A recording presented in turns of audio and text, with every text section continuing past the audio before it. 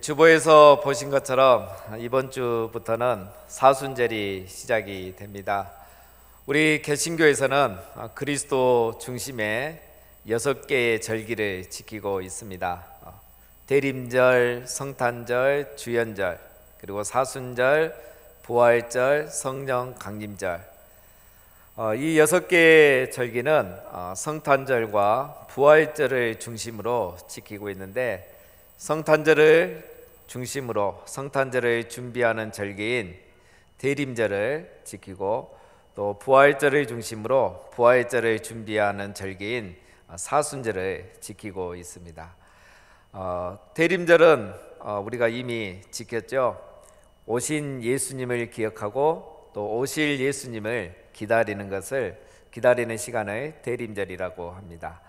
또 사순절은 우리 예수님의 고난을 기념하고 또 돌아보면서 참회하는 그런 시간을 갖는 절기입니다.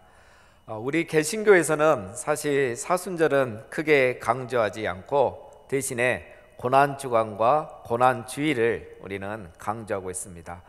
하지만 사순절은 초대교회 때부터 이렇게 계속 전해 내려오는 아주 중요한 교회력의 절기입니다. 사순절은 부활절 7주 전에 주일을 제외하고 총 40일 동안 지키는 절기입니다. 주일을 제외하다 보니까 이렇게 수요일에 사순절이 시작되는데, 올해는 3월 2일부터 4월 16일까지 40일 동안 지키게 됩니다. 사순절이 시작되는 수요일을 제2의 수요일이라고 이렇게 말합니다. 감리교나 카톨릭은 지금도 이 제2의 수요일 예배를 드리면서 작년에 사용했던 종려나무 가지를 태워서 그 재를 가지고 이렇게 이마에 십자가의 모양을 그리고 있다고 합니다. 이것은 너는 흙이니 흙으로 돌아갈지니라 라는 말씀을 기억하면서 우리 인간의 유한함을 다시 한번 기억하고 참회의 시간을 갖는 차원에서 이런 의식들을 지금도 하고 있습니다. 사순절을 40일 동안 지키는 이유는 성경에서 이 40은 고난과 또 갱신의 그런 의미들을 갖고 있기 때문입니다. 모세는 40일 동안 시내산에서 금식하였고, 이스라엘 백성은 40년을 광야에서 지냈고, 우리 예수님도 40일을 광야에서 시험을 받으셨습니다. 우리는 이 예수님의 고난과 순환을 기념하고 또 참여하는 의미에서 이 사순절을 지키고 있습니다. 이 사순절을 지키는 가장 큰 목적은 그리스도 안에서 우리의 마음과 믿음을 새롭게 하자는 그런 의미에서 이 기간을 지키고 있습니다. 이런 의미에서 사순절에는 전통적으로 우리 기독교 역사에서 해오고 있는 것들이 있죠. 우리 신앙의 선배님들은 이 사순절 동안에 금식과 구제와 기도를 늘 하셨습니다. 사순절은 이 금식과 구제와 기도를 통해서 자기 자신을 성찰하고 또 자기의 죄를 참회하면서 하나님을 기억하며 자기의 신앙을 새롭게 하는 그런 의미 있는 시간들을 보내왔습니다. 그런데 이 사순절에 대해서 오해하는 경향들이 많이 있습니다. 그 가장 흔한 오해 중에 한 가지는 사순절을 고통스럽게 보내야 한다는 생각들을 많이 가지고 있다는 겁니다. 예수님께서 고난받으시면서 얼마나 아프셨을까? 얼마나 고통스러우실까? 나를 위해서 그 고통을 받으셨는데 나도 예수님을 위해서 고통스러운 한 주간을 보내야지, 이렇게 생각하며 고난주간을 보내는 분들이 계십니다. 그래서 고난주간에는 어떤 분들은 매일 한 끼씩 금식하기도 하고, 또 어떤 분들은 하루에 시간을 정해서 몇 시간씩 이렇게 금식하면서 또 기도하는 분들도 계십니다. 그래서 이렇게 힘들게 보내야, 또 고통스럽게 보내야지 사순절과 고난주간을 잘 보냈다고 생각하고, 이 정도 해야 그래도 나도 나름 경건한 그리스도인이다 라고 그렇게 스스로 생각하는 경향이 우리들에게 아직 많이 있습니다.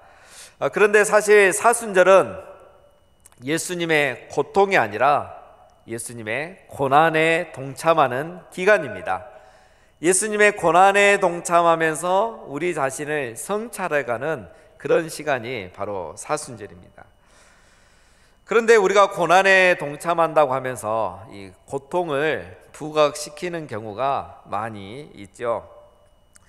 예수님께서 십자가를 지시는 것은 고통스러운 것은 맞지만 그 십자가의 고통이 예수님의 목적은 절대 아니었습니다. 우리는 우리의 죄를 위해서 그 예수님께서 고난의 길을 가셨고 그 길을 가실 때에 예수님은 고통을 겪으셨던 것이죠.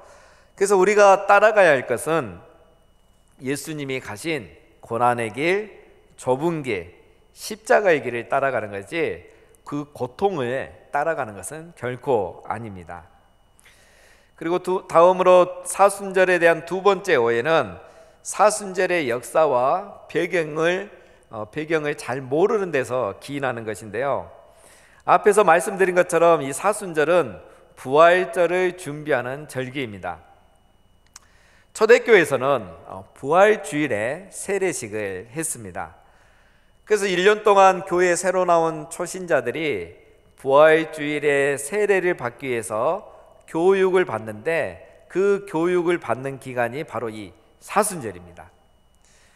우리 개신교에도 아직 이런 전통이 살아 있습니다. 우리는 부활주일날 세례식은 하지 않고 그 부활주일 전주일인 고난주일에 성찬식을 하고 그리고 이 성찬식에 참여할 수 있도록 고난주일 전주인 그 앞주에 우리는 세례식을 하고 있습니다. 그리고 이 세례식을 하기 위해서 한 달 전부터 학습 세례 문답 공부를 하죠. 다음 주에 우리도 이제 그 광고가 나올 겁니다. 그러니까 아직 우리가 하고 있는 이 학습 세례라는 게 한순간에 생긴 것이 아니고 오래 전부터 우리 기독교의 이런 절기에 따른 전통 의식입니다. 자, 그런데 초대교회는 부활주일에 세례를 주기 위해서 교육을 하기 위해 이 사순절을 지켰는데 시간이 흐르고 중세시대가 되면서 더 이상 이게 맞지 않게 된 겁니다. 왜냐하면 중세시대에는 대부분의 유럽 사람들은 다 교회를 다니고 있었죠. 그렇기 때문에 다 이미 유아 세례를 받았고 성인이 되어서 세례를 받을 사람이 없는 겁니다. 그렇다 보니까 이때부터는 사순절이 세례 준비 기간의 의미는 사라져가고 참회와 고통의 의미를 강조해가기 시작한 겁니다. 그래서 우리는 이런 관점에서 중세시대 이후에 이런 관점에서 사순절을 보내고 사순절의 본래의 의미를 지금 약간 우리가 희석하고 있는 것이 현실입니다. 마지막 세 번째 오해는 사순절을 개인의 경건의 차원에서만 보내며 지키고 있다는 거죠. 그래서 내면의 경건에 굉장히 치중하는 그런 경향들이 많이 있습니다. 그래서 사순절에 무엇을 하냐고 물어보면 대부분이 금식한다거나 기도를 평소보다 많이 한다거나 이렇게 또 성경을 읽는다 이런 것에 주로 집중을 하고 있죠.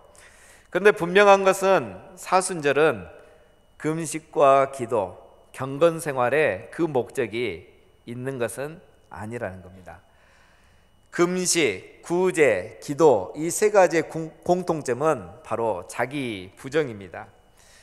그래서 이 사순절 기간을 통해서 자기 부정을 통해서 우리가 어떻게 참다운 그리스도인으로서 살아갈 수 있는가를 다시 한번 돌아보고 또 새롭게 하는 기간이 바로 이 사순절입니다. 오늘 우리는 광야에서 시험을 받으신 예수님을 통해서 또 그 예수님께서 공생애를 이 세상에서 어떻게 사셨는가를 살펴보면서 이것에 대한 우리 의미를 찾아가 보려고 합니다. 우리는 사순절에 금식, 구제, 기도를 하면서 보내는데 우리 예수님은 광야에서 40일 동안 어떻게 보내셨을까요? 그리고 그 광야에서 시험을 받으시면서 승리하신 이후에 공생애는 어떻게 사셨을까요? 그 예수님의 모습은 오늘 우리의 삶의 모델이 되는 것입니다. 예수님께서 광야에서 시험을 받으신 이 사건은 공관복음서 이 세 권에 다 기록이 되어 있습니다. 그런데 독특한 것은 우리 마가복음에는 예수님께서 금식하셨다는 이 중요한 내용도 빠져 있고, 또 예수님께서 사단에게 무슨 시험을 받으셨는지에 대한 언급도 전혀 하지 않고 있다는 겁니다. 이유가 무엇일까요? 크게 두 가지로 그 이유를 생각해 볼 수 있는데, 첫째는 마가는 이 세 복음서 중에 가장 빨리 복음서를 기록했습니다. 그래서 마가가 이 복음서를 기록할 때만 해도 예수님께서 시험을 받으셨던 그 구체적인 내용에 대한 자료나 정보가 없었기 때문에 기록하지 않을 수도 있습니다. 또 한 가지는 마가가 이것보다 더 중요한 것을 강조하고 싶기 때문에 그냥 그것을 이렇게 일부러 언급하지 않을 수도 있는 것이죠. 우리는 이 두 가지를 먼저 한 가지씩 살펴보고 또 결론을 찾아가겠습니다. 마가가 언급하지 않고 있는 예수님이 광야에서 시험 받으신 내용은 마태와 또 누가가 기록하고 있기 때문에 우리가 다른 복음서를 통해서 알 수가 있습니다. 우리 예수님은 광야에서 무슨 시험을 받으셨습니까? 우리 예수님은 광야에서 크게 세 가지 시험을 받으셨습니다. 돌을 떡이 되게 하라는 시험, 그리고 용기를 내서 성전 꼭대기에서 뛰어내려 보라는 시험, 그리고 자존심 한번 내려놓고 사단에게 절하면 천하 만국과 모든 영광을 너에게 주겠다는 이 유혹을 우리 예수님이 받으셨죠. 여기서 우리가 이제 생각해 볼 게 있습니다. 왜 마귀는 이런 시험을 예수님에게 했을까요? 예수님은 하나님의 아들이신데, 하나님이신데, 천지를 창조하는 능력이 있는 분에게 이런 시험 같지도 않은 이런 시험을 왜 했을까요? 그리고 이 시험은 정말 악하고 나쁜 것일까요? 그리고 이 시험은 예수님에게만 해당하는 것일까요? 우리는 돌을 가지고 떡을 만들 수 없기 때문에 우리에게는 해당되지 않는 또 그런 시험일까요? 우리는 이 부분을 짚고 넘어가야 되겠습니다. 이 시험은 이 세상에서 살고 있는 우리들이 겪는 시험을 이제는 세상에서 공생애를 시작하기 전에 우리 예수님이 동일하게 겪는 시험입니다. 그래서 우리가 받는 시험을 이제 예수님도 이 세상에서 공생애를 시작하시기 전에 공식적으로 그 시험을 받는 것입니다. 그리고 이 세 가지 시험은 예수님에게만 해당되는 것이 아닙니다. 돌을 떡으로 만들 수 없다고 해서 우리에게 상관이 없는 시험이 아닙니다. 오늘 이 세 가지 시험은 우리 학자들은 말하죠. 부와 돈, 명예와 권력에 관한 시험이다라고 말합니다. 이것들은 여러분 나쁜 게 아닙니다. 우리가 살아가면서 현실적인 거고 당연히 우리에게 있어야 될 그런 것들이죠. 돌을 떡으로 만들어 보라는 제안, 높은 곳에서 뛰어내려 보라는 이 용기를 보여달라는 요구, 그리고 자존심 한번 꺾고 내게 절하면 천하 만국을 주겠다는 이 유혹, 이것을 사단은 예수님에게 했던 겁니다. 사단이 시험하는 것은 이것입니다. 땀 흘려 노동하지 않고도 얼마든지 먹고 살 수 있는 게 이 세상이야. 너도 한번 그렇게 해봐. 한 번만 양심을 내려놓으면 원하는 것을 다 얻을 수 있는 게 이 세상이야. 너도 그렇게 한번 해봐. 자존심 한번 내려놓으면 십자가 없이도 모든 명예와 권력을 다 얻을 수 있는 것이 이 세상이야. 그게 통하는 것이 이 세상인데 너도 한번 그렇게 살아봐 라고 예수님을 유혹했던 겁니다. 즉 땀 흘려 노동하지 않고도 불의를 행하고도 편법을 써서도 얼마든지 떡을 먹고 살 수 있는 게 이 세상인데 이 세상 사람들이 다 그렇게 살고 있다는 것입니다. 세상에서는 다들 돌이 떡에 되게 하면서 이렇게 살아가고 있다는 겁니다. 심지어 성전에조차도 돌이 떡이 되게 하면서 사는 사람들이 많이 있다는 겁니다. 불의와 타협하면, 잠깐 양심의 눈을 잠깐만 감으면 돌이 떡이 되는 것이 이 세상이야. 너도 한번 그렇게 살아봐. 다 그렇게 살고 있어. 사단은 그렇게 말하고 있는 거죠. 굳이 십자가를 지지 않아도, 굳이 좁은 길을 가지 않아도 내가 원하는 부와 명예와 권력을 다 얻을 수 있는 것이 이 세상이야. 십자가 없이도 영광을 얻을 수 있는 것이 바로 이 세상이라고 사단은 예수님을 유혹하고 있는 겁니다. 이 세상에서는 그게 통할지 모르고 그게 상식이고 모두의 삶일지 몰라도 우리 예수님은 그 말을 들을 때에 이것은 사단의 시험이고 유혹이라고 판단을 하시고 과감하게 거절을 하셨던 겁니다. 예수님은 광야에서 이 시험을 이기신 거예요.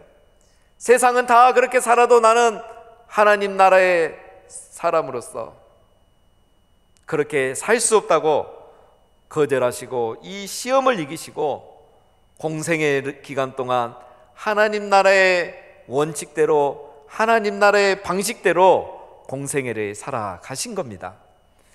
예수님은 이 시험 기간에 그 사단의 모든 시험을 다 이기셨기 때문에 세상에 나가셔서 공생애를 사시는 동안 이 세상 사람들이 다 살아가는 그 방식, 사단이 유혹하고 시험하면 다 넘어갔던 그 방식대로 살지 아니하시고 하나님 나라의 방식대로, 하나님 나라의 원리대로 그렇게 살아가셨던 겁니다. 사단은 지금도 우리들에게 동일하게 이것을 요구하고 끊임없이 유혹하고 있습니다.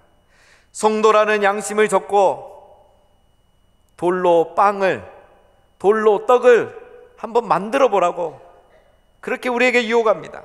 성도라는 자존심을 버리고 성도의 자존감을 버리고 조금만 타협하면, 조금만 눈 감으면 너가 원하는 것을 다 얻을 수 있고 명예와 권력과 부도 다 얻을 수 있는데 그렇게 한번 살아보라고 끊임없이 우리 양심에 유혹과 시험을 하고 있는 겁니다. 세상 사람들은 다 그렇게 살고 있다고, 이 세상에서는 원래 다 그렇게 살아가는 것이라고, 너도 양심을 버리면, 거짓말 조금만 하면 너가 원하는 것을 다 얻을 수 있어 라고 우리에게 유혹하고 있습니다.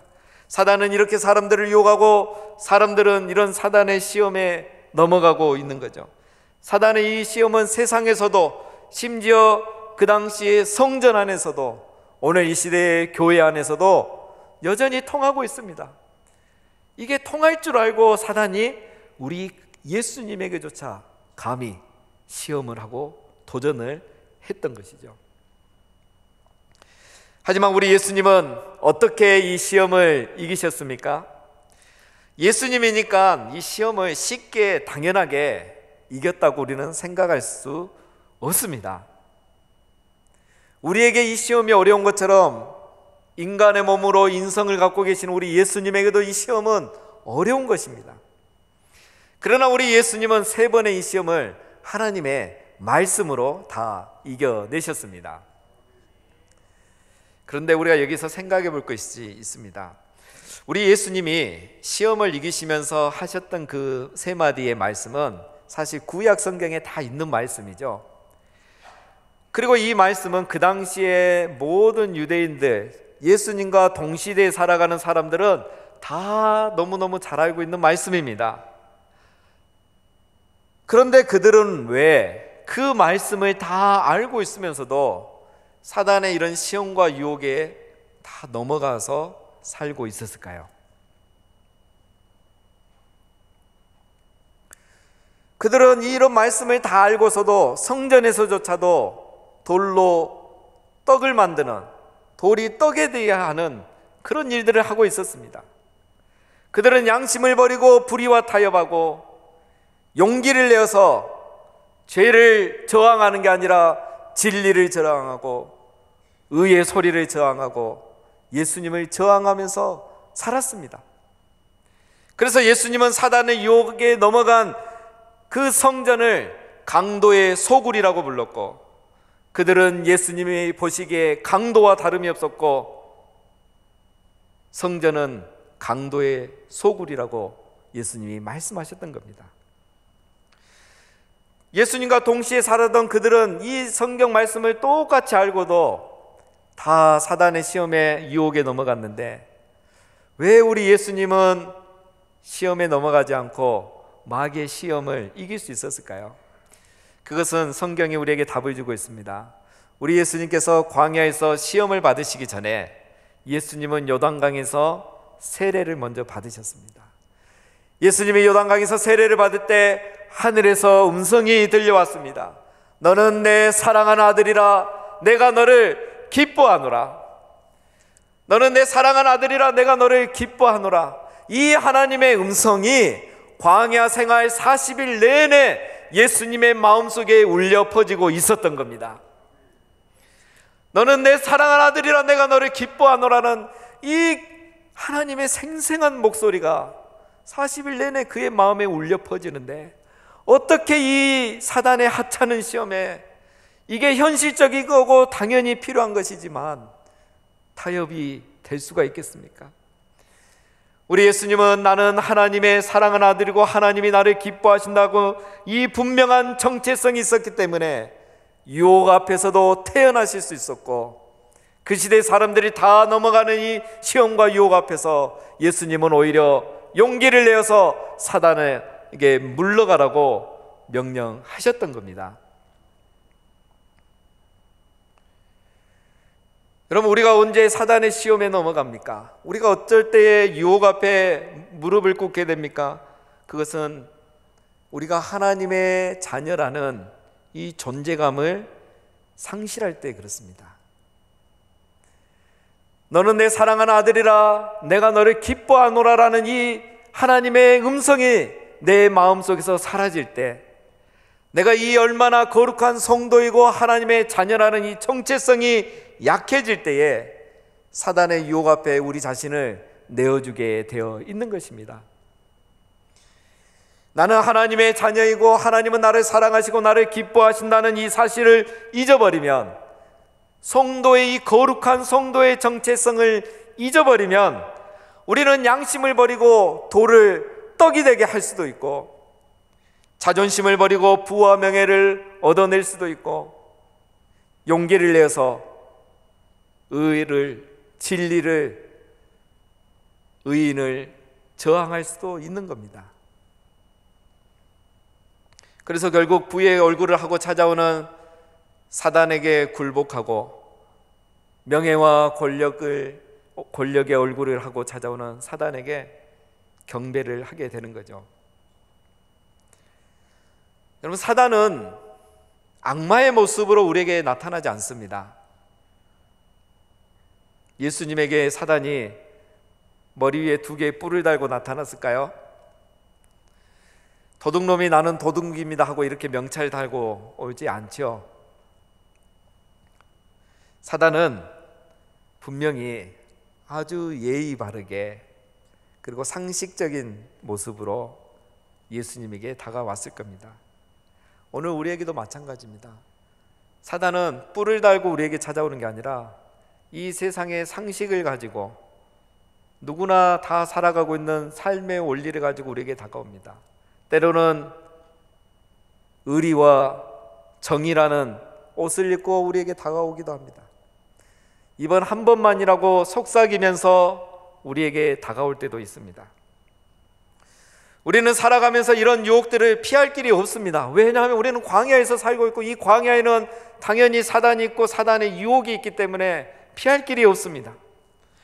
돈, 명예, 권력, 부와 명예와 권력이라는 것은 나쁜 것이 아닙니다. 우리의 현실이죠. 필요한 것입니다.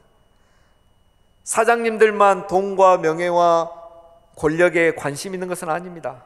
말단 사원도 돈이 필요하고 명예와 권력이 필요한 것입니다. 그건 현실인 거죠. 그런데 사단은 이 현실적인 것을 유혹이 되게 한다는 것입니다. 사랑하는 성도님 여러분, 우리는 이 광야 같은 세상을 살아가면서 어떻게 이 시험을 이길 수 있을까요? 오늘 예수님을 봤을 때 시험을 이기는 방법은 한 가지밖에 없습니다. 너는 내 사랑하는 아들이라 내가 너를 기뻐하노라라는 하나님의 음성을 듣는 것입니다. 너는 내 사랑하는 아들이라 내가 너를 기뻐하노라라는 이 하나님의 음성을 듣고 그 말씀을 붙들고 살아가는 겁니다. 그렇게 그 말씀을 붙들어야, 그 음성을 붙들어야 내가 거룩한 성도라는 이 정체성을 확실히 가져야, 나는 하나님의 자녀라는 이 정체성을 분명히 해야 오늘 우리가 알고 있는 이 많은 말씀과 성경의 지식들이 마귀를 물리칠 수 있는 무기로, 성령의 검으로 사용될 수 있는 것입니다. 나는 하나님의 자녀라는 것을, 하나님은 나를 사랑하시고 기뻐한다는 이 사실을 항상 기억하시기를 바랍니다. 성도의 양심을 버리고 돌이 떡에 되게 할 수 있는 기회가 내게 올 때에, 성도의 이 자존감 한번 내려놓고 모든 내가 원하는 것을 얻을 수 있는 기회가 올 때에, 내가 한 번만 양심을 버리면은 많은 것을 얻을 수 있는 기회가 올 때에, 너는 내 사랑하는 아들이라 내가 너를 기뻐하노라라는 이 말씀을 기억하게 되시기를 바랍니다.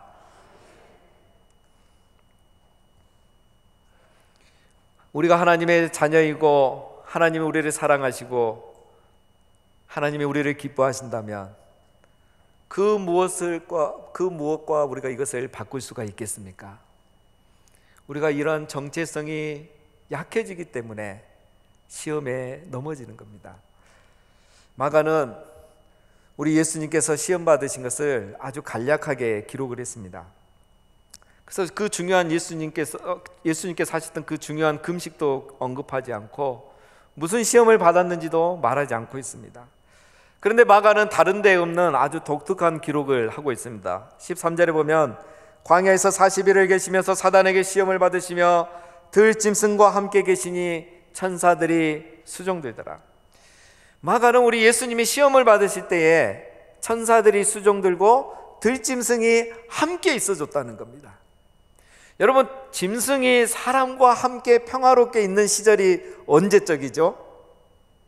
에덴 동산이죠. 마가는 예수님이 시험에서 승리한 이 광야를 에덴 동산으로 지금 묘사하고 있는 것입니다. 하나님의 말씀으로 승리한 광야는 에덴 동산으로 바뀌는 것입니다. 예수님이 마귀에게 시험을 이기시고 광야에서 시험을 받았지만,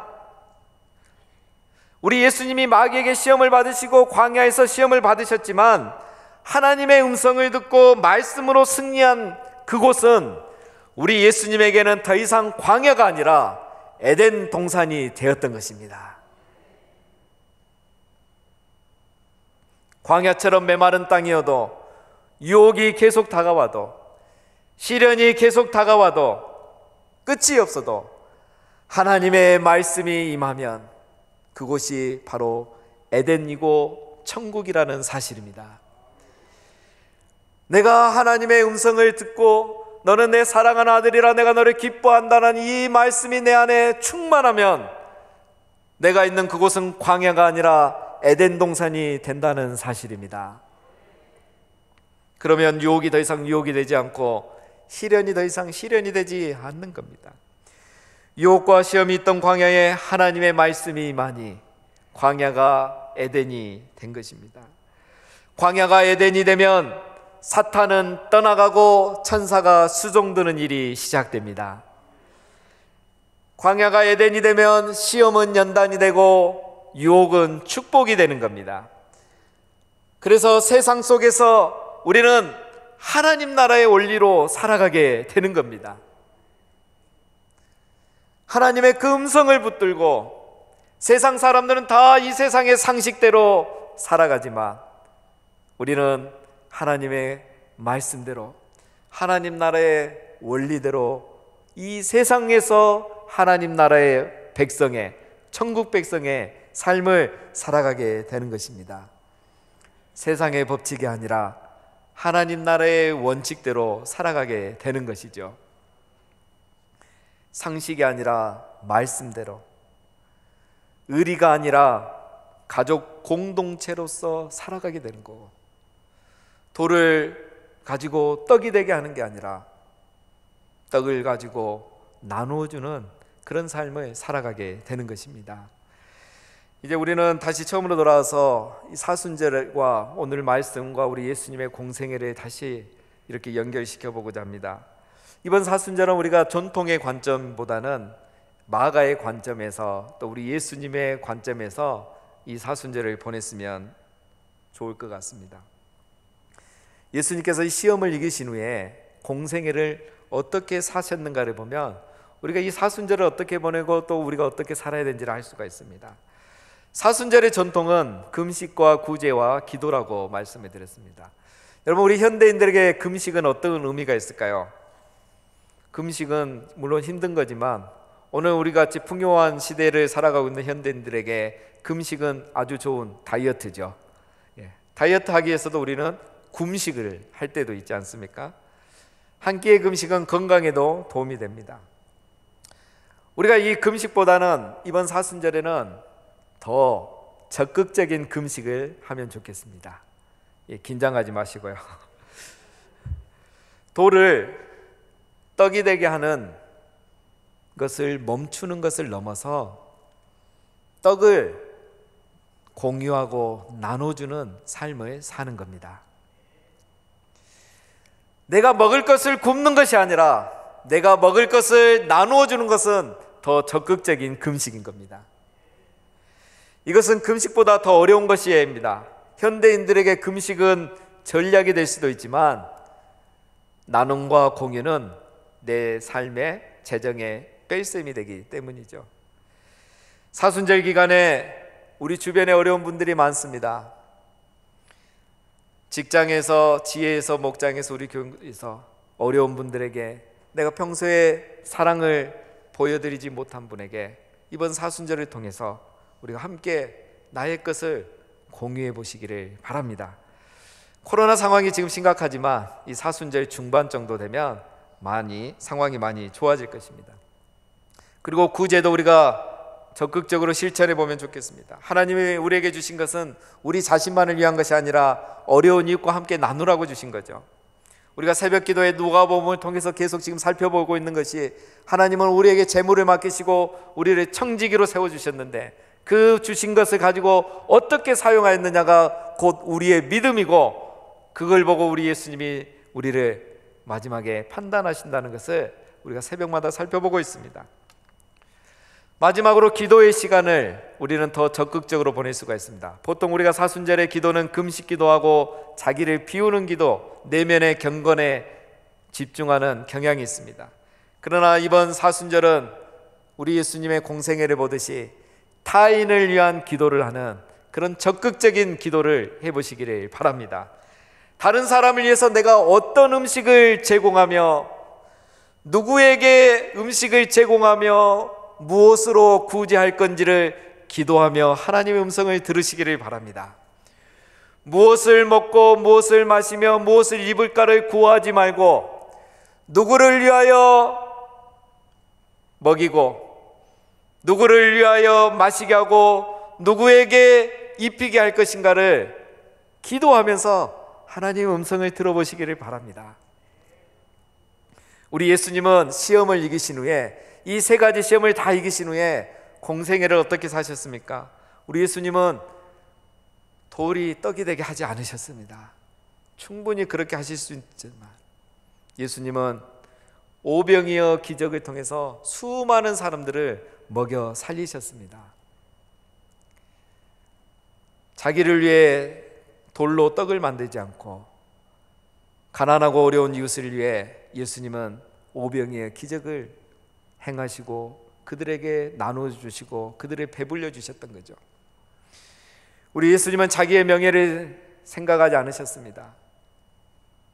우리 예수님은 자기를 위해서 용기를 내고 타협하지 않으셨습니다. 오히려 우리 예수님은 용기를 내서 바리새인과 세리인들이 무시하는 죄인들과 가난한 자들과 병든 자들에게 찾아가셨습니다.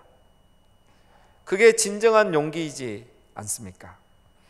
그리고 우리 예수님은 공생의 기간 동안 늘 기도하셨습니다.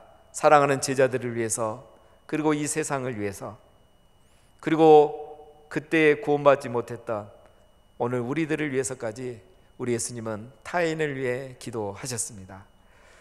사랑하는 성도님 여러분, 우리는 하나님의 자녀입니다. 하나님이 우리를 사랑하시고 우리를 기뻐하고 계십니다. 그런데 이 세상 사람의 삶의 방식이 우리에게 얼마나 큰 의미가 있겠습니까?